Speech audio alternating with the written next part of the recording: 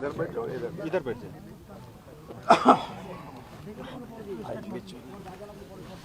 विधायक जी कैसे एकदम ठीक हो। ये सबसे पहले ने बंगाल के विकास की जो योजना हमने बनाई थी उसमें आज 3 जगह पर भूमि पूजन और लोकार्पण पे कार्यक्रम है। मुझे बहुत खुशी है कि अभी तक एक 60,000 करोड़ के काम लगभग हमने पूरे किए हैं 2014 से, और करीब 80,000 करोड़ रुपए के काम प्रोसेस में शुरू कर दिए और मंजूर कर दिए हैं। इसके अलावा 1 लाख करोड़ के हम लोग ग्रीन एक्सप्रेस हाईवे बना रहे हैं, और जो विशेष रूप से मैं आपसे अनुरोध करूंगा कि उसको आप देखिए। एक जो है जो ये 1 लाख करोड़ के 4 ग्रीनफील्ड एक्सप्रेस हाईवे, इसको सबसे महत्वपूर्ण है जो बंगाल की टोटल इंडस्ट्रियल डेवलपमेंट के लिए और रोजगार निर्माण करने के लिए और बंगाल को आगे ले जाने के लिए बहुत उपयोगी होंगे। उसमें पहला जो खड़गपुर बर्दवान मोरग्राम ग्रीनफील्ड एक्सप्रेसवे है, इसकी 12,000 करोड़ की लागत है। 230 किलोमीटर है और ये 4 लेन है और इसके 5 पैकेज हैं। इसका हमने अध्ययन कर लिया है, काम जल्दी शुरू करने की कोशिश कर रहे हैं। लैंड एक्विजिशन के कार्य का शुभारंभ किया है। पैकेज 1 खड़गपुर से चंद्रकोना घाटल रोड क्रॉसिंग तक 41 kilometre. Package 2 Chandrakona Ghatal road crossing से बोवाई चंदी तक 50 किलोमीटर। पैकेज 3 बोवाई चंदी से कटवा रोड तक 43 किलोमीटर और पैकेज 4 कटवा रोड से मयूराक्षी ब्रिज तक 47 किलोमीटर और पैकेज 5 मयूराक्षी ब्रिज से मोरेग्राम क्रॉसिंग तक 51 किलोमीटर। अब इसका सबसे इम्पोर्टेंट है कि इसके टेंडर हम दिसंबर 2022 में हो जाएगा और दिसंबर यानी 22 एंड तक ही हमारे काम का अवार्ड करने की कोशिश थी, पर मार्च 2023 के पहले सब काम अवार्ड हो जाएंगे। और ये सबसे इम्पोर्टेंट इसलिए है कि चेन्नई यानी तमिलनाडु और उड़ीसा में आने जाने वाले वाहनों को कोलकाता में घूम कर आना पड़ता है। उसमें कोलकाता में ट्रैफिक जाम होता है। तो अभी है कि इससे 5 घंटे का समय अधिक लगता है और ये एक्सप्रेसवे बनने से सभी वाहनों को सीधी सिलीगुड़ी आ सकेंगे, जो कलकत्ता जाने की ज़रूरत नहीं पड़ेगी। तो हम कलकत्ता के भी ट्रैफिक जाम को हम लोग कम करने के लिए ये बहुत उपयोगी होगा। दूसरा जो है वो गोरखपुर सिलीगुड़ी ग्रीनफील्ड एक्सप्रेसवे है। ये करीब 30,000 करोड़ की लागत से 519 किलोमीटर लंबा ये 6 लेन ग्रीनफील्ड एक्सप्रेसवे है। ये बहुत इम्पॉर्टेंट है क्योंकि इससे ट्रैफिक डायरेक्ट थ्रू हो जाएगा और ये उत्तर प्रदेश में 84 किलोमीटर, बिहार में 416 किलोमीटर और बंगाल में 18 किलोमीटर लंबाई है। और ये कॉरिडोर कुशीनगर, पश्चिम चंपारण, पूर्वी चंपारण, सीतामढ़ी, मधुबनी, सुपौल, अररिया, किशनगंज से सिलीगुड़ी तक है। ये क्या है कि जो ट्रैफिक डायरेक्ट हमारा उत्तर प्रदेश और दिल्ली की ओर जा रहा है, पंजाब हरियाणा की तरफ, तो ये एकदम थ्रू हो जाने से इंडस्ट्रियल मूवमेंट एकदम बढ़ जाएगी और समय बच जाएगा। आप इमेजिन नहीं कर सकते, अभी दिल्ली से हमने एक मेरठ एक्सप्रेस हाईवे बनाया, 4.5 घंटे लगते थे, अब वो 18 लेन का रोड बना है तो 40 मिनट लग रहे हैं। तो एकदम आप दिल्ली से देहरादून, अभी हवाई जहाज बंद हो जाएंगे क्योंकि वो 2 घंटे में हो जाएगा, हरिद्वार 2 घंटे में हो जाएगा, जयपुर 2 घंटे में हो जाएगा, चंडीगढ़। वैसे इसी हाईवे का उपयोग गोरखपुर सिलीगुड़ी, ये उत्तर प्रदेश और कलकत्ता और उत्तर प्रदेश के गोरखपुर से आगे फिर वो दिल्ली के लिए कनेक्टिविटी है, पंजाब के लिए, हरियाणा के लिए है। तो जो थ्रू ट्रैफिक है इसके कारण लॉजिस्टिक कॉस्ट कम होगी। अभी जैसे ये जो इस प्रकार से हो रहा है, इसे उत्तर प्रदेश में 40,000 पीसू इसके ऊपर ट्रैफिक है, एक्सीडेंट्स होते हैं, काफ़ी बड़े प्रमाण पर ट्रैफिक जाम होता है।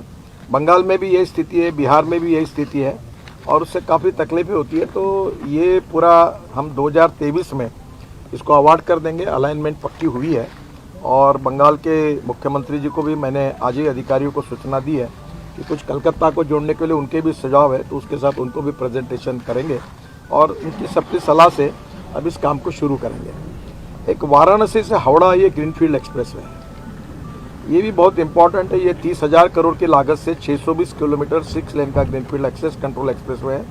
ये वाराणसी से हावड़ा कलकत्ता का सफ़र जो 12 घंटे का है वो 6 घंटे में हो जाएगा। मेरे अंदाज से अभी जो मैंने कहा तो 5 घंटे में हो जाएगा। और इसमें यह कॉरिडोर उत्तर प्रदेश के चंदौली से शुरू होकर बिहार, झारखंड और पश्चिम बंगाल के पुरुलिया, बांकुरा, पश्चिम मिदनापुर, हुगली होकर हावड़ा तक जाएगा और पश्चिम मिदनापुर जिले से रामजीवनपुर, खड़गपुर, मोरेग्राम एक्सप्रेसवे से क्रॉस करेगा। अब ये जो पश्चिम मिदनापुर जिले में रामजीवनपुर में जो है ये सब हाईवे वहाँ मिलेंगे, तो उधर से सब दिशा में जाने के लिए सुविधा प्राप्त होगी। और इसका भी DPR हमारा अभी लगभग बन चुका है और जल्दी ही अलाइनमेंट और लैंड एक्विजिशन के काम को शुरुआत करेंगे। एक हमने कहा है कि भाई 90% लैंड एक्वायर्ड किए बिना काम अवार्ड नहीं करना, तो नेचुरली अब इसमें बंगाल की सरकार, एमपी, एमएलए सबके सहयोग से लैंड एक्विजिशन फास्ट होगा तो होगा। ये चौथा एक्सप्रेस हाईवे ये बहुत इंपॉर्टेंट है, ये भी कलकत्ता का, हल्दिया का कंजेशन कम करेगा। ये रक्सौल हल्दिया है, जो जितना कार्गो आता है यहाँ, क्योंकि मैं शिपिंग मंत्री था, तो नेपाल का पूरा कार्गो जो आता है वो हल्दी आता है और यहाँ से जाने में वो थे। तो मैंने एक उसमें योजना बनाई थी कि गंडक नदी पर ये जो गंगा जलमार्ग बनाया वाराणसी टू हल्दिया 1620 किलोमीटर का, इसमें गंडक नदी को जोड़ दिया और वो काम करके कल्पना ये थी कि रोड के बजाय हल्दिया का डायरेक्ट नेपाल का कार्गो डायरेक्ट गंडक नदी से नेपाल की सीमा तक चला जाएगा, तो उससे कॉस्टिंग भी कम होगा। अगर ट्रक से जाते हैं तो 10 रुपये अगर आता है खर्चा, और रोड से जाते हैं तो रेलवे से 6 रुपये, और पानी से जाते हैं तो 1 रुपया आता है। तो हमारी लॉजिस्टिक कॉस्ट कम होगी तो निश्चित रूप से एक्टिविटी और बढ़ेगी, एक्सपोर्ट इंपोर्ट बढ़ेगा। तो ये रक्सौल हल्दिया, हम एक रोड का भी हमने उस समय योजना की थी। ये नेपाल सीमा में रक्सौल से हल्दिया तक, पश्चिम बंगाल तक 35,000 करोड़ की लागत से 700 किलोमीटर का ग्रीनफील्ड एक्सप्रेसवे है। ये बिहार, झारखंड से होकर पश्चिम बंगाल के आसनसोल, दुर्गापुर से होकर हल्दिया, कोलकाता तक बनेगा। तो पश्चिमी मिदनापुर जिले के रामजीवनपुर में खड़गपुर मोरेग्राम एक्सप्रेसवे हम रक्सौल हल्दिया को भी क्रॉस करेगा। तो दोनों हाईवे करने से दोनों जगह पर आने वाले वाहनों को वहां से इंटरचेंज मिल जाएगा। ये एक्सप्रेसवे का डीपीआर भी बन गया, सितंबर तक अभी फाइनल हुआ है। हम एक्विजिशन शुरू कर रहे हैं और ये भी हम लोग जल्दी अवार्ड करेंगे।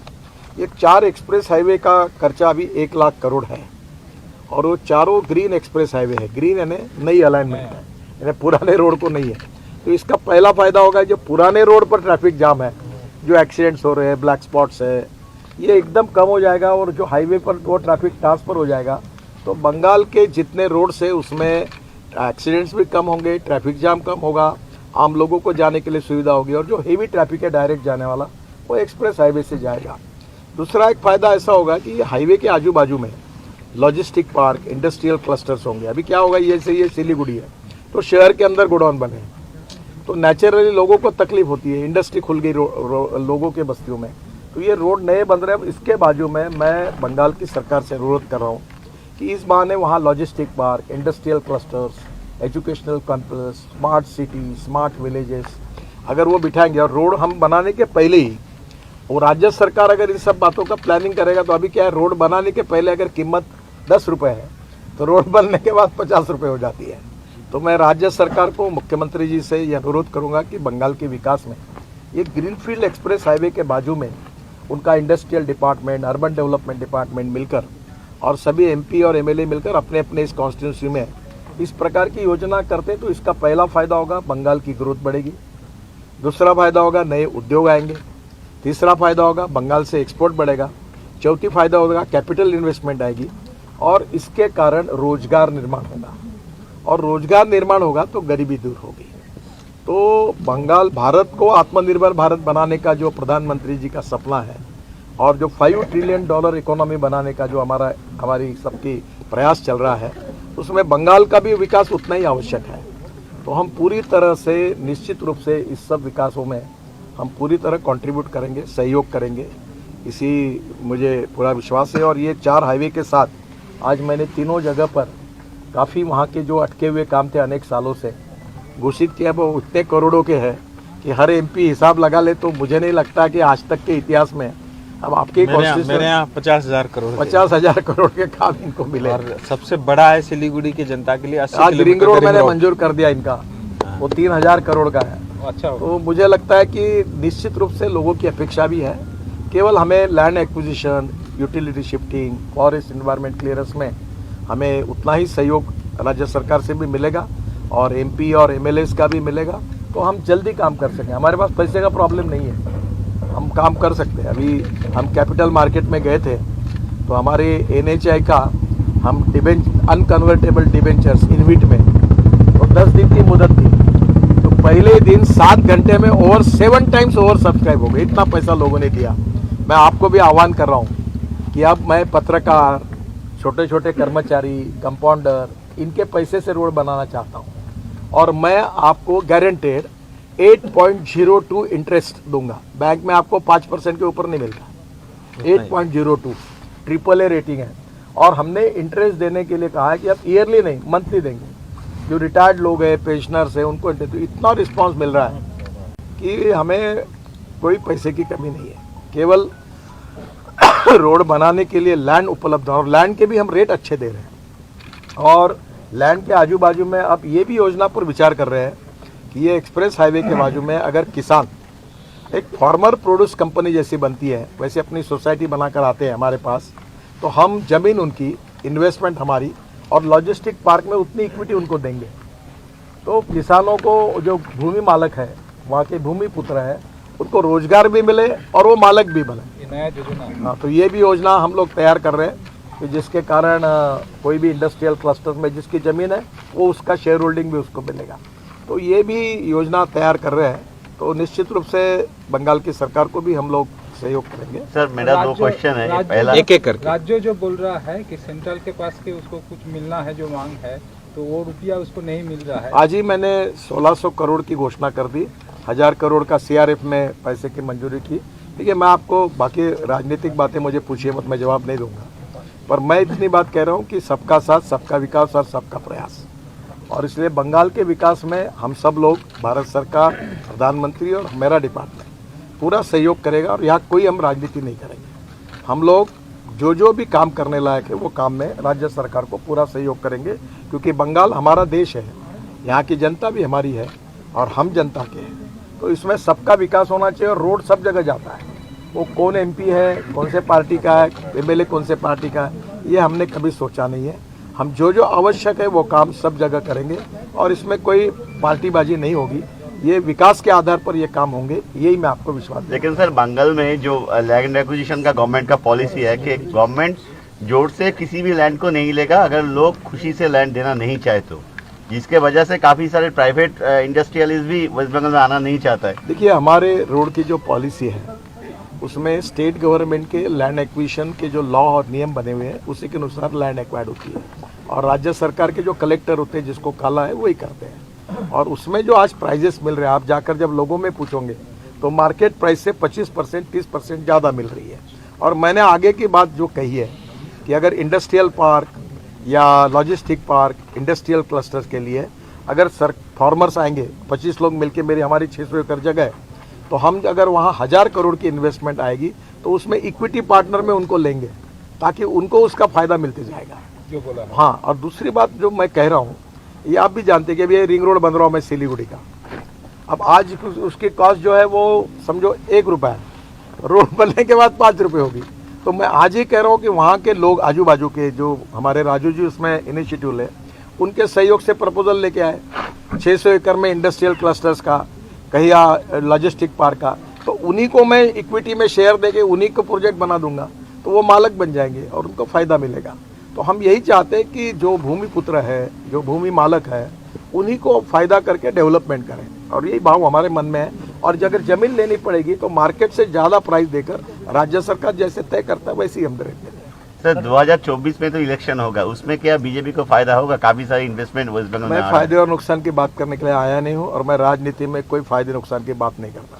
मैं ये सोचता हूँ कि whatever possible for me to do for the people of this country, और politics is the instrument of socio economic reform. फायदा नुकसान वोट देना ये बात कभी नहीं करता। जिसको देना है वो देगा, नहीं देना वो नहीं देगा। चुनाव 1 महीना चलता है, बाद में विकास का काम है, भारत सबका है, हमको सबके लिए काम करना है। और प्रधानमंत्री ने कहा सबका साथ, सबका विकास और सबका प्रयास, तो हम इसी प्रिंसिपल पे अपना काम कर रहे हैं। एक बार एक थोड़ा सा सिलीगुड़ी, ये कोरोनेशन ब्रिज का जो निर्माण था, इसमें शिव मंदिर से कोरोनेशन ब्रिज तक 1800 करोड़ की लागत से नया चीज हम 14 किलोमीटर 4 लेन मार्ग का नया ब्रिज बना रहे हैं। और इसका DPR अभी लगभग फाइनल हो जाएगा, तुरंत टेंडर निकालेंगे। 1800 करोड़, ये जो आपका बहुत इंपॉर्टेंट है, जिसके लिए राजू जी ने बहुत हमें पीछे पड़े थे, हमने उसको मंजूरी दी। सेवक आर्मी कैंटोनमेंट से कोरोनेशन ब्रिज तक।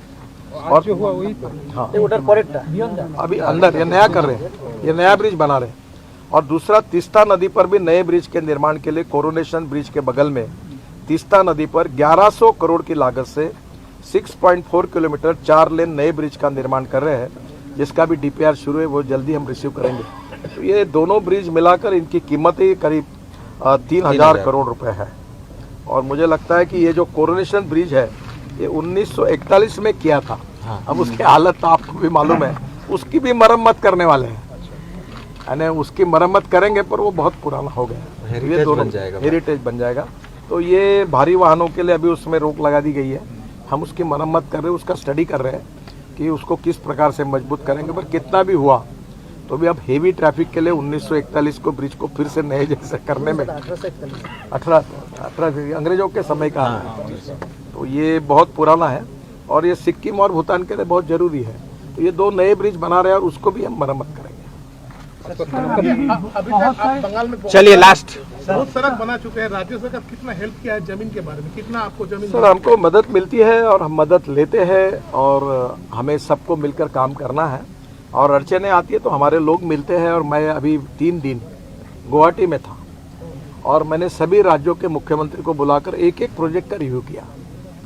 वैसे हम लोग यहाँ के बंगाल की भी सरकार के साथ बैठकर रिव्यू करेंगे। और हमने ये भी रिक्वेस्ट की है कि मुख्यमंत्री जी और चीफ सेक्रेटरी वो भी बंगाल में हमारे NHI के प्लान की रिव्यू मीटिंग करें और हमें सुझाव दें, और जो भी कहीं अड़चन होगी तो हम दोनों मिलकर सुलझाएंगे। आपका प्रेशर फल कर गया? हाँ? दोपहर में प्रेशर फल कर गया आपका? तबियत कैसा है आपका? तब मेरी तबीयत अच्छी है। तबीयत को थोड़ा मुझे अस्वस्थ था क्योंकि वो हेलीकॉप्टर में ये नहीं AC नहीं था, तो बाद में मैंने सुबह थोड़ा ब्लड प्रेशर मेरा कम हुआ था तो मैंने गोली खा ली थी।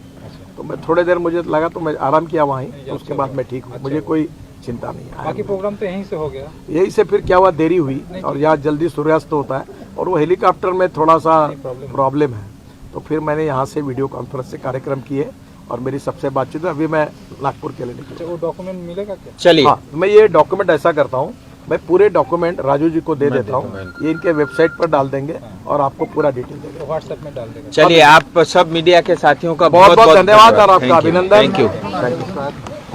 Welcome to Lapino's, where every day is pizza day. With more than 500 outlets all across India serving deliciously mouth-watering pizzas. Lapino's is now at Siliguri Planet Mall near Cosmos Mall, Sivok Road. We serve you the largest pizzas in town, where every bite is savory, delectable, and keeps you craving for more. With mind-blowing offers every week. So what are you waiting for? Come join us for a pizza party or download our app and get your pizzas delivered at the comfort of your home. Manokamna Hospital, one of the well-known diabetes and multi-speciality hospital in North Bengal. Located at ISKCON Mandir Road, Sevok Road, Siliguri. We provide 24/7 medical services that you can trust, with state-of-art technologies and patient-friendly facilities. For appointment, you can contact us at 9434 08 6154.